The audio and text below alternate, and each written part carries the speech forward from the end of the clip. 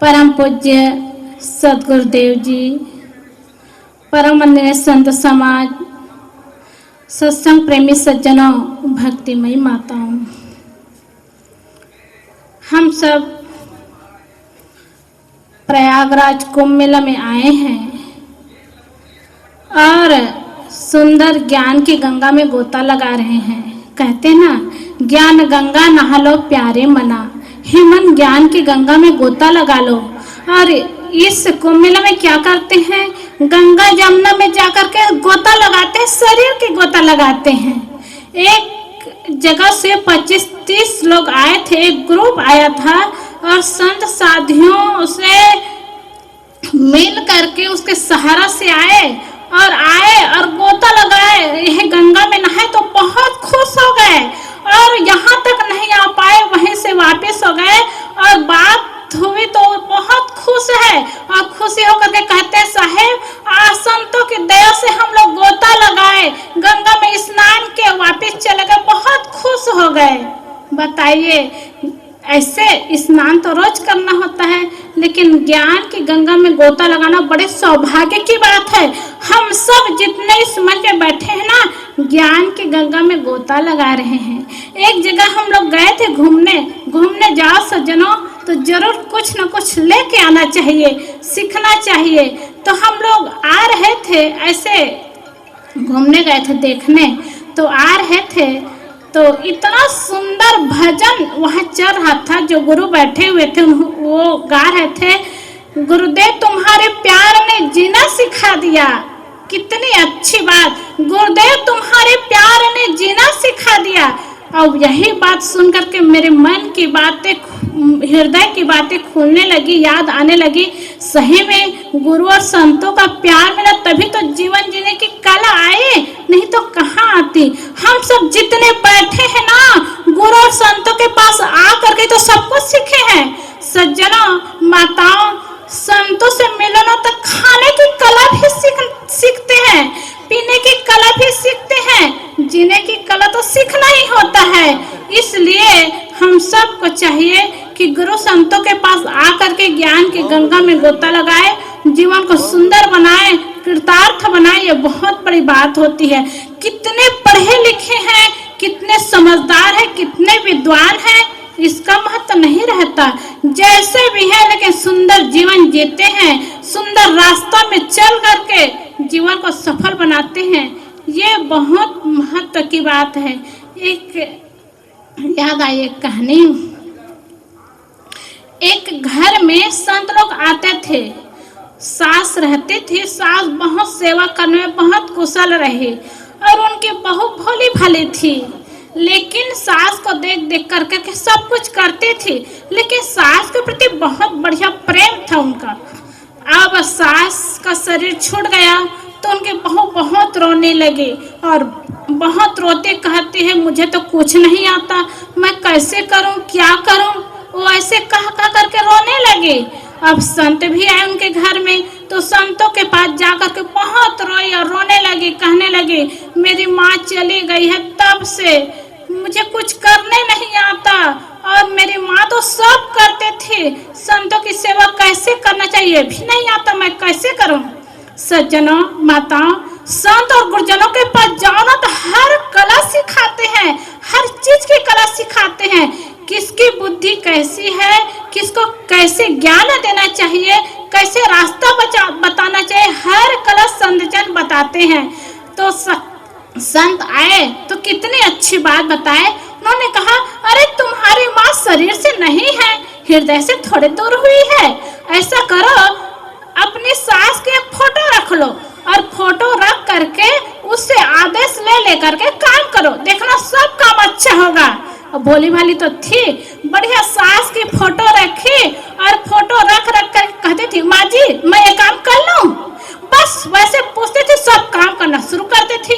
फिर कहते, माँ जी मैं ये करूं, मैं झाड़ू करूं, मैं पोछे करूं, मैं भोजन बनाऊं, बस सब काम करने लग गई।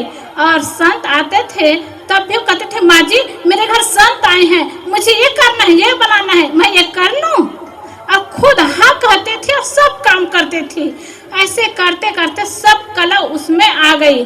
बहुत दिन होने के बाद उनके मन में क्या हुआ, मेरी माँ कहीं गांव कहीं नहीं जाती, आज घुमाने ले जाती हूँ। और घुमाने ले गई और शाम के समय गई और घुमाने ले गई, फोटो को ले करके गई और बहुत दूर चली गई और चले गई तो रात हो गया। अब कैसे करूं करके, चलो माँ के साथ में तो हूँ करके दूर चली गई। आते समय रात हो गई तो उनको डर लगा, तो एक बड़ा पेड़ था, पीपल का पेड़ रहा, बर का पेड़, पीपल का पेड़, तो बैठने की अच्छी जगह थी। उसके दिमाग में हुआ इस पेड़ में बैठ करके रात बिता लूं, अब रात को कहाँ जाऊं, माँ के साथ तो हूँ ही। ऐसा सोच करके पेड़ में बैठी और बहुत बड़ा पेड़ था, उसमें बैठने सोने के लिए ऐसे बन गया, एकदम चौड़ा था वो। तो उसमें जब सो गई ना तो 4 बजे का समय हुआ। अब सोई, नींद लगी तो फोटो गिर गई। अब फोटो गिर गई तो क्या होता है, वहाँ फोटो गिरा ना जब वहाँ नीचे, तो वो गांव से चोर पैसा सोना चांदी चुरा करके लाए थे और वही पेड़ के नीचे सब चोर बैठ करके बंटवारा कर रहे थे। अब संयोग ऐसा बना कि वो बहन ऊपर पेड़ में सोई थी, फोटो जब नीचे गिरा तो सब चोर डर के मारे सब छोड़ करके भाग गए।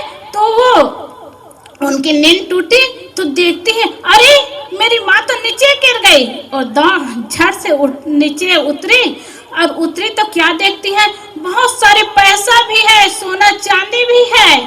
तो बेचारी भोली भाली थी, क्या सोचती है, मैं तो सो गई लेकिन मेरी माँ इतना काम करने गई थी, देखो सोना चांदी सब कमा करके लाई है। और सब कुछ सामान पकड़ करके वापस घर आई और बताने लगी मोहल्ला में, मैं तो सो गई लेकिन मेरी माँ बहुत काम की, मेरी माँ बहुत काम की। तो बगल में उसकी पड़ोसन थी, अब वो अपने सास को एक गिलास पानी भी नहीं देती थी, बहुत परेशान की थी, बहुत ही रोस्ट हुई थी उनके सास का भी शरीर छूट गया था। और ये सब सुन करके वो पड़ोसन क्या करती, वो भी अपने सास के फोटो ले करके वहाँ चली गई और जाने के बाद रात को वहीं पेड़ के नीचे रही और पेड़ के नीचे रही। अब वो दिमाग लगाई कि जब फोटो नीचे गिरा ना तो बहुत सारा पैसा मिला, तो रात का समय था, वही चोर लोग वहाँ फिर इकट्ठा हुए थे, सब पैसा सोना चांदी चुरा करके लाए थे, बंटवारा की बात थी। अब फिर फोटो गिराई और फोटो गिराई तो चोर लोग देखे, एक बार धोखा खाए तो खाए, हर बार कैसे धोखा खाएंगे, यही सोच करके जब फोटो नीचे गिरा ना तो चोर लोग सर ऊपर करके देखे तो एक महिला वहां बैठी थी। और चोरों ने क्या किया, उस महिला को उतरने को कहे जब वो उतरी तो इतना मारे सब चोर, और कहे एक दिन तो पूरा हमारा सोना चांदी पैसा को लूट करके ले गई, फिर आई हो लूटने। खूब वो मार खाई और रोते रोते सज्जनों, पछताते रोते वो वापस घर गई। देखिए व्यवहार तो बहुत छोटा होता है, बात बहुत छोटी है, लेकिन जीवन कितना बड़ा होता है। इसीलिए तो संतों ने कहा है, कर्म तुम्हारे अच्छे हैं तो किस्मत तुम्हारी दासी है, धर्म तुम्हारे अच्छे हैं तो घर में मथुरा काशी है, कर्म धर्म दोनों अच्छे तो जीव बने अविनाशी है, और कर्म धर्म दोनों बिगड़े तो गले में यम की फांसी है। इसलिए सज्जनों, माताओं, गले में यम की फांसी न लगाए, कर्म और धर्म को सुंदर बनाए, पवित्र बनाए, जीवन को सुंदर बनाए। तो ये घर से शुरुआत करें, अपने जीवन से शुरुआत करें, संत गुरुजनों का आधार बना करके रखे, और इससे जीवन सुंदर होगा, सुखमय होगा, और ऐसे करते करते जीवन कल्याण में होगा। इन्हीं शब्दों के साथ मैं अपनी वाणी को विराम करती हूँ। बोलिए सद्गुरुदेव की जय। एक बार फिर जयकारा लगाइए, सद्गुरुदेव की जय।